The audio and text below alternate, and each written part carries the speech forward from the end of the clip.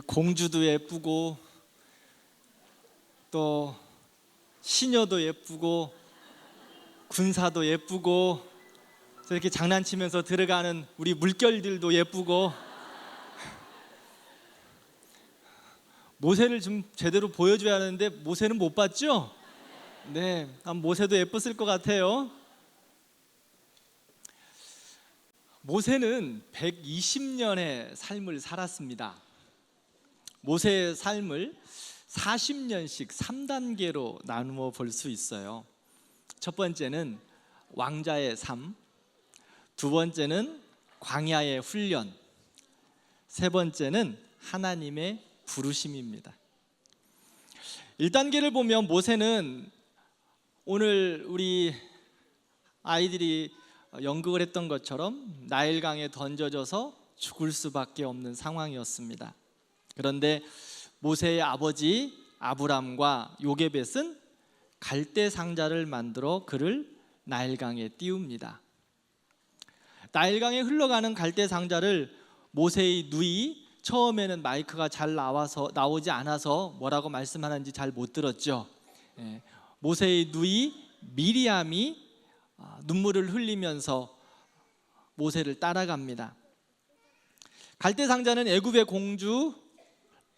공주를 만나고 모세는 구원을 받습니다. 모세의 어머니 요게벳은 모세의 어머니였음에도 불구하고 아이를 잃어버렸는데 다시 공주의 부름을 받고 모세의 유모가 되었습니다. 모세는 이집트 공주의 아들로 입양이 되었어요. 왕위 서열 1번으로 궁궐에 살면서 애굽에서 최고 수준의 학문과 삶을 통해 교육받았습니다. 아까 모세의 어머니 한번 봤죠? 돈 준다 그러니까 너무 좋아하더라고요. 모세의 어머니는 자기의 아이를 양육하면서 돈을 받고 키운 아마 첫 번째 어머니였지 않았을까 생각이 되어요. 모세는 왕궁에서 최고의 교육을 받습니다. 건강함이 있어요. 젊습니다. 아마 BMW 스포츠 마차를 타고 다녔을 거예요. 최고의 학문과 수사학으로 교육받았기에 누구에게도 뒤지지 않을 만한 지식적인 탁월함이 있습니다. 또한 한편으로 그는 히브리 사람이었기에 히브리 민족은 내가 구원해야 되겠다라는 교만이 있었을 것입니다. 2단계 40세의 전환점이 찾아왔습니다. 왕자로 살았지만 그는 히브리 사람이었기에 히브리 사람들의 고생하는 것을 보면 마음이 아팠습니다. 하루는 히브리 사람들이 일하는 곳을 살펴보러 나갔습니다. 그런데 애굽 사람이 히브리 사람을 때리는 거예요. 화가 나서 애굽 사람을 한 대 때렸는데 그가 죽고 말았습니다. 40년 동안 왕궁에서 좋은 것 먹고 좋은 운동하고 해서 그런지 힘이 센 것 같아요. 현기를 참을 수 없었습니다. 이로 인해 모든 것을 뒤로하고 미디안 광야로 도망을 가게 됩니다. 40세 모세는 꿈이 있었습니다. 비전도 있었고요. 앞날이 창창했습니다. 애굽의 나라가 내 것이 될 것이라는 마음도 있었습니다. 그런데 하루아침에 광야로 도망가게 됩니다. 그는 미디안 광야에서 40년을 생활합니다. 이제 왕자가 아니라 목자로서의 삶을 살죠. 푸른 초장과 물가가 있는 대관령 목장이나 알프스의 그런 초원 같은 삶을 생각하지 마십시오. 유대 평지는 먼지 펄펄 날리는 황무지와 같은 곳입니다. 그 광야 같은 황무지에서 양치기로 하루를 시작하고 양치기로 하루를 마무리합니다. 40년 동안 양을 치고 있습니다. 광야에 무슨 희망이 있었을까요?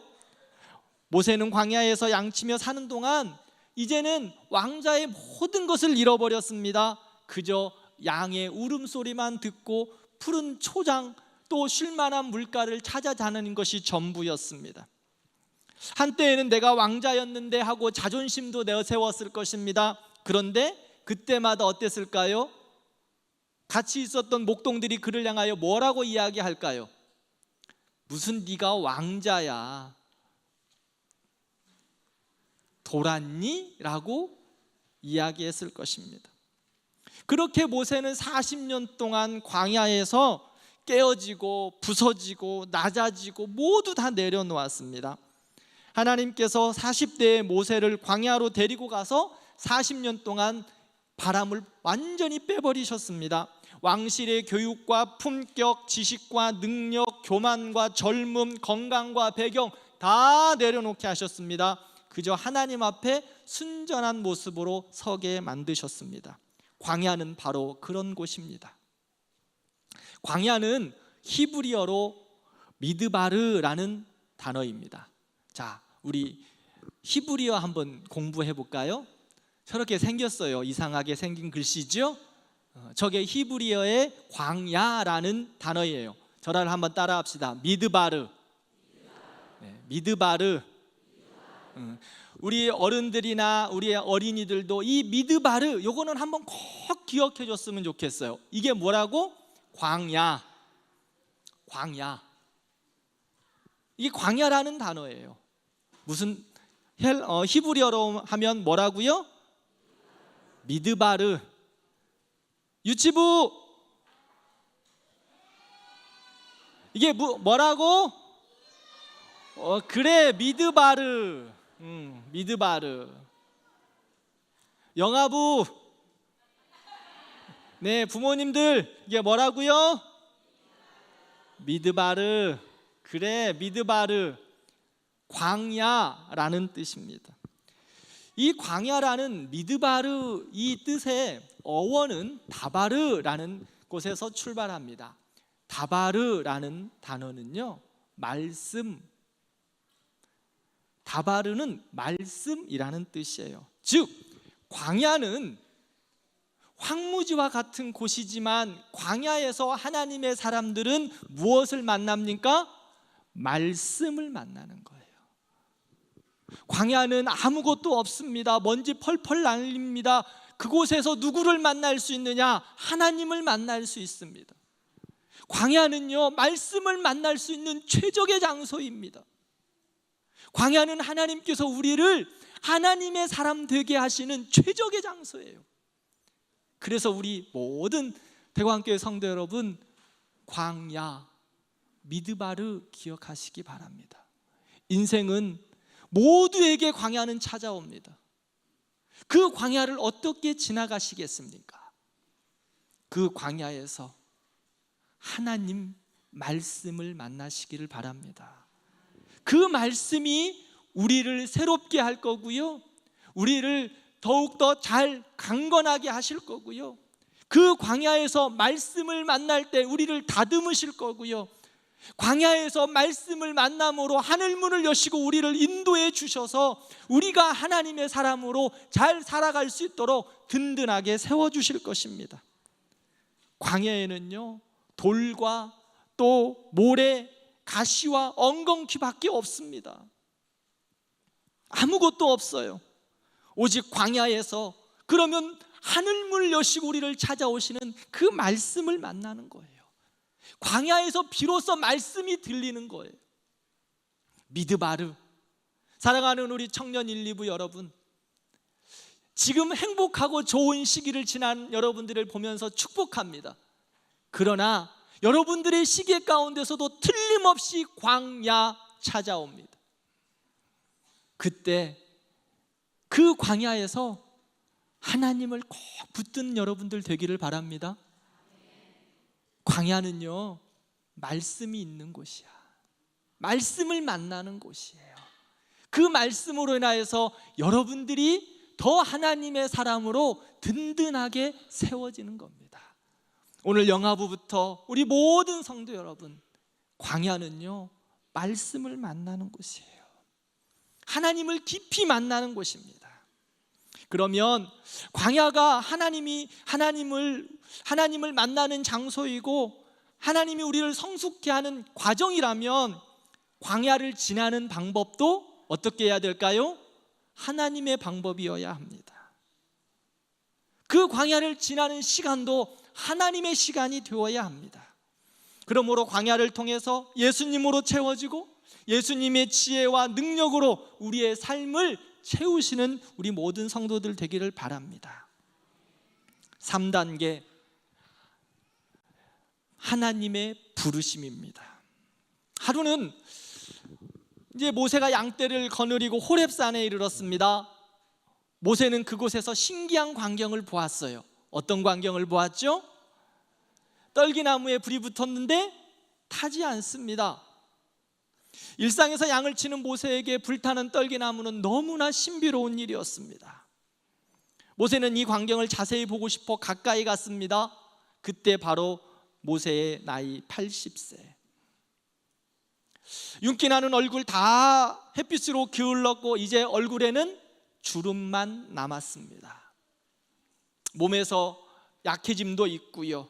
지팡이를 들고 서 있는 모세의 모습은 노인이었습니다. 그런데 하나님께서 노인이었던 80세 되었던 모세를 그때 부르셨습니다. 내가 선 곳은 거룩한 땅이니 신발을 벗어라. 그리고 모세를 불러서 애굽에서 괴로워하고 탄식하는 이스라엘을 구원할 사명을 모세에게 맡기셨습니다. 모세는 하나님의 부르심을 따라 40년 동안 이스라엘 백성들을 홍해와 광야를 지나게 하시고 그들을 인도하셔서 가나안에 이끌도록 하셨습니다. 자, 모세는 이렇게 40년씩 세 단계로 나누어 하나님의 사람으로 성장시켜 주셨습니다. 모세가 처음부터 이스라엘을 인도할 수 있는 하나님의 사람이 되었을까요? 아닙니다. 모세는 자기가 생각할 때 약 40세 정도, 왕자로서의 가장 최고의 시간, 그때에 내가 이스라엘을 구원할 수 있을 거라 생각했을 것입니다. 그런데 자기가 준비되었다고 생각하는 그 시간이 아니라 하나님께서 준비한 시간에 모세를 부르신 겁니다. 하나님은요, 자기 생각으로 꽉 차 있는 사람 하나님 부르시지 않습니다. 사용하지 않으십니다. 욕심으로 가득 찬 사람, 내가 무언가 할 수 있겠다고 내 주장 내세우는 사람 하나님 부르시지 않습니다. 하나님은 어떤 사람 사용하실까요? 오직 주께 소망을 두고 주님만 바라며 하나님의 인도하심 가운데 순종하는 사람을 하나님이 쓰신다고 말씀하고 있습니다.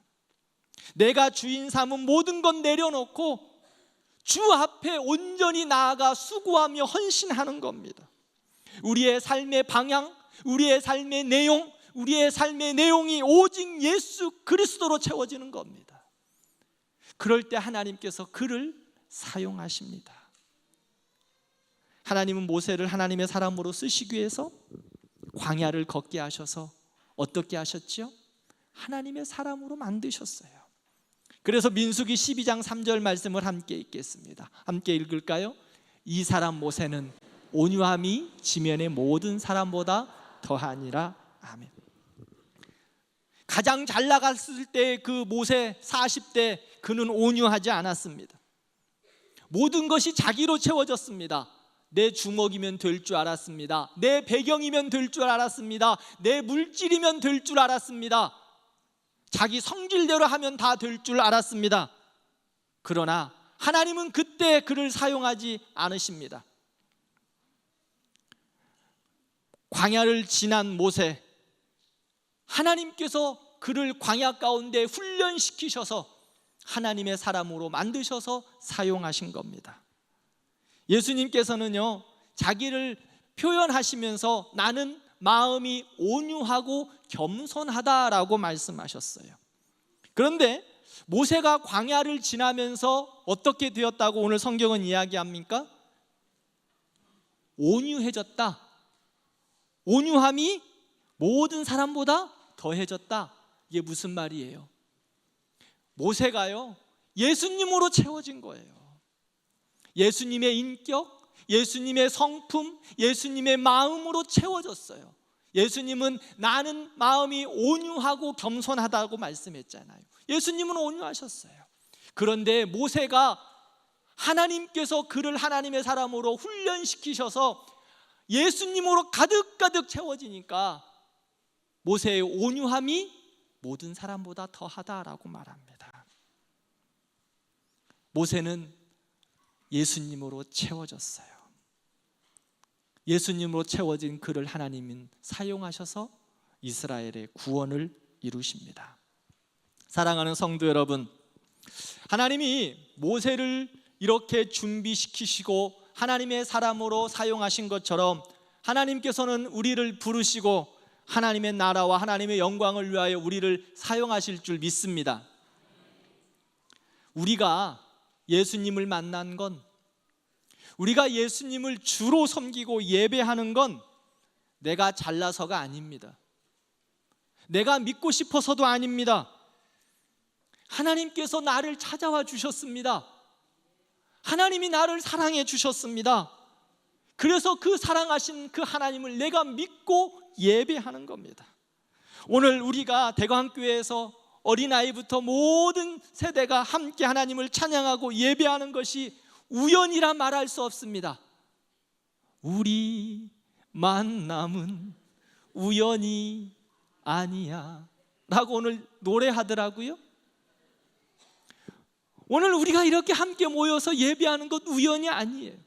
오늘 여러분들이 이 자리에 앉아서 예배할 수 있다는 건 우연이 아닙니다.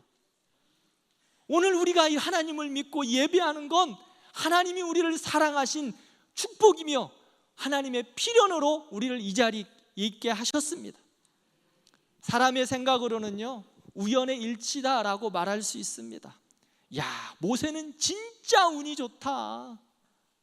모세는 진짜 운이 좋아. 어떻게 나일강에 던졌는데 그 수많은 그 아이들 중에 그 공주를 만났어. 공주가 그를 구원했을까? 진짜 모세는 운이 대박이야. 어떻게 그 모세 얼마나 잘생겼을까? 그 공주가 반해서 그를 자기의 아들로 입양했을까? 이야, 진짜 모세 대박이다. 자, 우연일까요? 하나님은 모세를 창세 전부터 부르시고 택하셔서 그를 이스라엘의 구원을 위하여 준비시켰습니다. 서정주님의 국화옆에서라는 시가 있습니다. 예전에는 국어 교과서에 다 이 국화옆에서가 있어서 다 외웠는데 우리 성도님들 기억하십니까? 한 송이의 국화꽃을 피우기 위해 봄부터 소쩍새는 그렇게 울었나 보다. 한 송이의 국화꽃을 피우기 위해 천둥은 먹구름 속에서 또 그렇게 울었나 보다. 한 송이의 국화꽃을 피우기 위해서도 봄부터 준비하고 물과 바람들이 불어오는데 하나님께서 하나님의 사람들을 세우시고 하나님의 역사를 이루어가매 우연이라는 것은 있을 수 없다는 거예요. 한 송이의 국화꽃을 피우기 위해서도 그렇게 봄부터 준비하는데 하나님이 우리를 사랑하시고 우리를 축복하셔서 하나님의 영광 위에서 살아가도록 부르셨는데 하나님은요, 창세전부터 우리를 사랑하셨고 우리를 계획하시고 우리를 인도해 가십니다. 그렇게 하나님이 우리를 역사의 주인공으로 쓰시는 거예요. 우연이라고요? 아닙니다. 하나님이 우리를 향한 일하심입니다. 우연이라고요? 아닙니다. 하나님이 우리를 향한 사랑입니다. 우연이라고요? 아니에요. 하나님이 여러분들을 부르신 하나님의 축복입니다. 로마서 8장 28절 롬8 28 기억하십니까? 이거 다 외울 텐데 이제 보여주지 말지. 마지막으로 보여드릴까요? 우리 아이들 있으니까 함께 암송하겠습니다.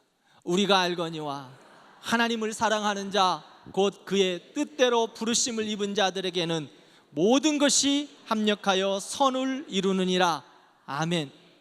사랑하는 우리 어린이 여러분, 사랑하는 학생 여러분, 그리고 우리 모든 성도 여러분, 여러분들은 귀하고 복된 자들입니다.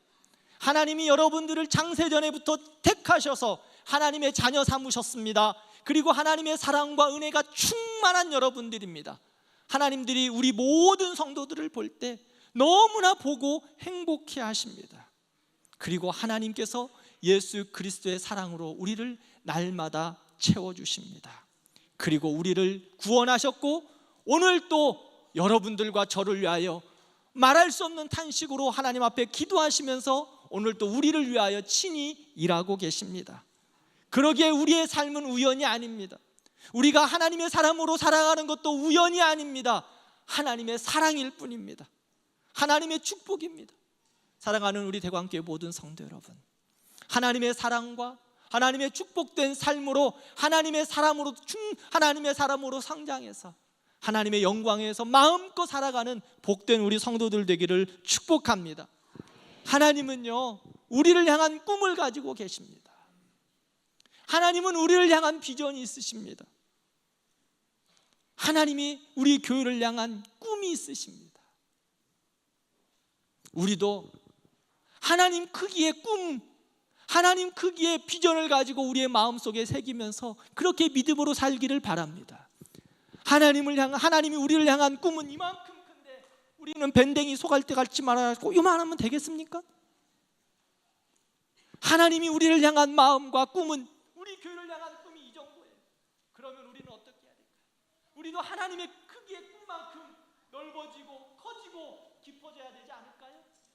그렇게 하나님의 사람으로 살아가서 하나님의 일하심이 우리 안에 마음껏 드러나기를 축복합니다. 때로는 광야도 만납니다. 그러나 그 광야는 우연이 아니라 필연이지만 그곳에서 하나님께서 우리를 인도하시고 축복하실 겁니다. 사랑하는 우리 모든 성도 여러분, 하나님을 향하여 큰 꿈을 꾸시고 믿음으로 하나님의 사람들 되어서 하나님의 영광을 위하여 마음껏 쓰임받기를 바랍니다.